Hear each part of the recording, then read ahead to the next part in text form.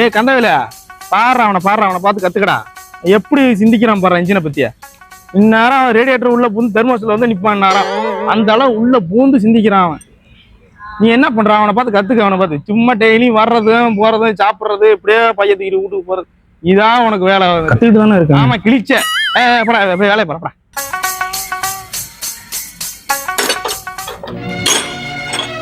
இதான்டா வேலைக்காரன். ஒன்ன மாதிரி தான்டா வேணும். என்னமா சிந்திக்கிறான். 5 hours later.